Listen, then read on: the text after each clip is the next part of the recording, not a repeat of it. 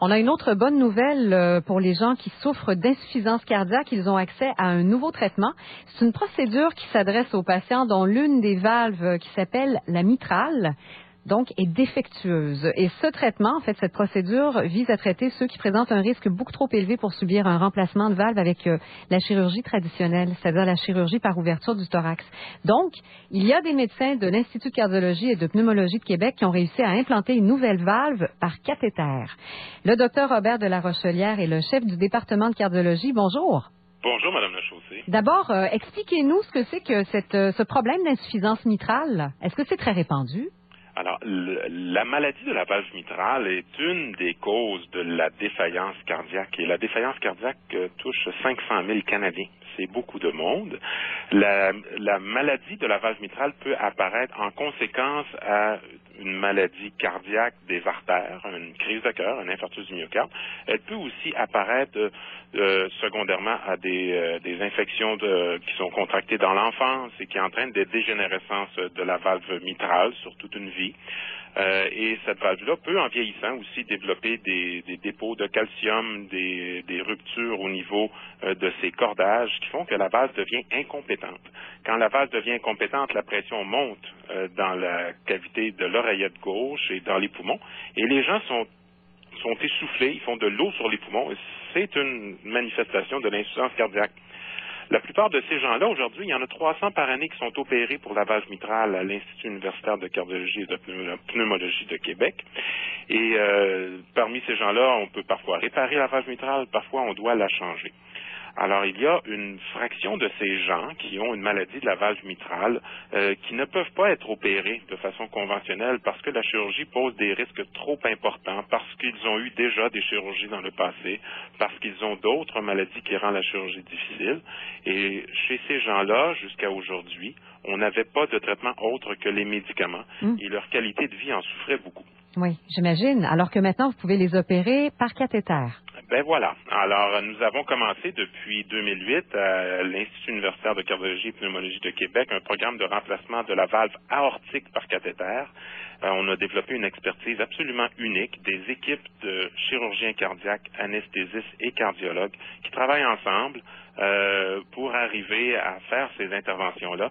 On a développé aussi un rayonnement international qui fait que quand quelqu'un a développé une valve pour installation par cathéter au niveau de la valve mitrale, ce qui est beaucoup plus délicat que la valve aortique, je vous passe les détails, mais ces gens-là sont venus nous voir et on a eu l'opportunité de faire une première québécoise, d'installer cette valve-là. C'était le 8e cas qui se faisait au monde et derrière cette bonne nouvelle-là, ça en cache une autre, c'est qu'on a fait 2 autres de ces procédures-là cette semaine et qui ont encore une fois très bien été. Alors, il y a eu 10 cas de fait dans le monde, dont 3 ici à l'Institut universitaire de cardiologie et pneumologie de Québec. Je pense nos équipes médicales sont extrêmement fiers, d'autant plus que pour le premier patient, c'est quelque chose qui a été un rayon de soleil dans sa vie. Notre monsieur s'en porte beaucoup mieux. C'est vrai? Pouvez-vous nous dire jusqu'à quel point, justement, ça change la qualité de vie du patient?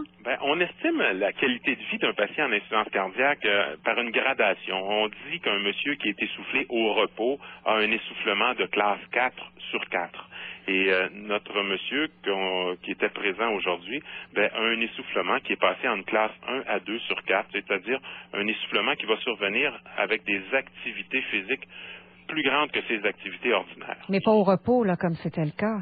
Et voilà. Alors, cet homme-là qui était essoufflé au repos, hospitalisé à répétition avec de l'eau sur les poumons, aujourd'hui, pour venir faire sa visite et rencontrer d'ailleurs les journalistes à l'Institut, a stationné à la Plaza Laval, pour ceux qui connaissent la ville de Québec, a monté la côte à pied, a traversé l'hôpital et est venu parler aux journalistes, puis il était même pas essoufflé. Oui, vous deviez être quand même assez ému.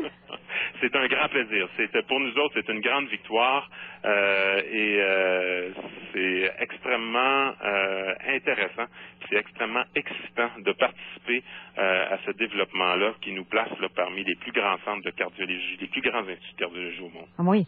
Et là, vous avez l'intention donc d'en opérer d'autres de cette façon-là. Vous possédez l'expertise qui est appelée à se répandre. Est-ce que vous allez former d'autres gens à travers le Québec et éventuellement le Canada aussi, Monsieur de la Rochelière? Écoutez, si l'histoire de la valve aortique se reproduit, effectivement, notre centre est appelé à devenir un leader mondial dans le domaine du remplacement de la valve mitrale par cathéter. Et bien des gens viendront chez nous et nous irons les visiter pour leur enseigner un peu comment faire cette procédure-là et s'assurer que ça se déroule bien partout pour tous.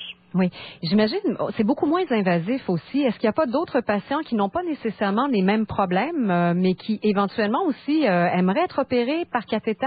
Parce que là, au lieu d'ouvrir le thorax, il y a peut-être plein d'opérations, dans le fond, qui gagneraient à être faites de cette façon-là. Vous savez, les résultats de la chirurgie cardiaque ouverte sont excellents. Et c'est très difficile de déplacer une chirurgie qui a d'excellents résultats chez une population qui est bien sélectionnée par une procédure qui est encore expérimentale. Donc, ça reste, vous me parlez de l'ouverture du thorax, là? Exactement. Ça reste quand même, c'est quand même le nec plus ultra. Et voilà. Et avant d'arriver à déplacer cette chirurgie-là, ce type-là d'intervention que nous faisons aujourd'hui de façon innovatrice doit être, cette technique-là doit être peaufinée, raffinée. On doit aussi être en mesure d'en connaître la durabilité, qui est bien connu et qui est excellent avec la chirurgie cardiaque conventionnelle. Alors, quand on se sera adressé aux cas plus complexes qui n'auraient pas pu être adressés, qu'on aura vu que ces gens-là ont des évolutions heureuses et que c'est durable, et là, on se projette dans un futur qui peut être dans 5, 10, 15 ans. Peut-être que ça s'élargira à une population beaucoup plus large. Mais on n'en est pas là. Alors, il faut commencer par le début. Et le début, c'est d'offrir un traitement innovateur à une population qui, autrement, n'aurait pas pu bénéficier d'un traitement. Bon. Et est-ce qu'il y a... l'opération par cathéter, elle se pratique aussi dans d'autres cas, je pense. Hein? Il y a d'autres raisons pour lesquelles on opère de cette façon-là? Aujourd'hui, l'opération par cathéter, on va aller réparer les artères coronaires, faire les déblocages des artères, installer des tuteurs dans les artères. On va remplacer la valve aortique par cathéter. On va parfois dilater des valves qui sont rétrécies. Il y a beaucoup de choses qui se font aujourd'hui par cathéter. Oui. Et la valve mitrale représente une nouvelle frontière. Une nouvelle frontière que vous voulez étendre d'une certaine façon. Et là, vous fonctionnez, c'est quoi? Vous rentrez un tube, littéralement, là? Alors, écoutez, je vais éviter trop de détails, mais essentiellement, on entre. La valve qu'on va installer fait un diamètre, une fois implantée, de 3 cm. Alors, cette valve-là est comprimée à l'intérieur d'un petit tube qui est inséré par la pointe du cœur après une petite incision. Et elle est glissée en position au niveau de la valve mitrale. Elle va prendre la valve mitrale littéralement en sandwich et s'ancrer sur la vieille valve mitrale et permettre qu'elle tienne en place et qu'elle fasse le travail après qu'on l'ait libérée du cathéter. Alors, quand elle sort du cathéter, cette valve-là, elle s'auto-déploie et alors que dans le cathéter, elle a un diamètre de 8 à 9 mm, quand elle est sortie du cathéter, elle a un diamètre de 29 mm. C'est de la virtuosité et sur le plan technologique aussi, quand même, ça présente certains défis, hein? Ça représente des défis importants pour les chirurgiens, ça représente des défis importants pour les cardiologues qui vont aider le chirurgien à manipuler le cathéter. Ça demande une très grande expertise dans l'imagerie, parce qu'il faut être accompagné d'un cardiologue qui est spécialisé dans l'imagerie, un échocardiographiste, pour guider l'installation. Ça demande un travail particulier pour l'anesthésiste cardiaque qui fait la procédure.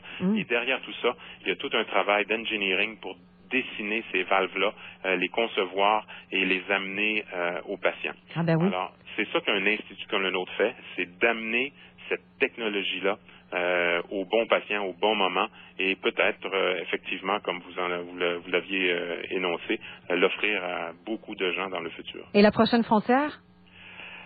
Écoutez, on a de la misère à imaginer les frontières, mais certainement un élargissement des traitements par cathéter, un raffinement des cathéters qui vont permettre de faire cette intervention-là plutôt par un accès périphérique au niveau d'une jambe que de passer par la pointe du cœur. Alors, ça permet un rétablissement beaucoup plus rapide, ça évite des douleurs et ça démocratise, si je peux m'exprimer ainsi, la procédure. Merci beaucoup. C'est un grand plaisir. Bonne fin de semaine. Merci.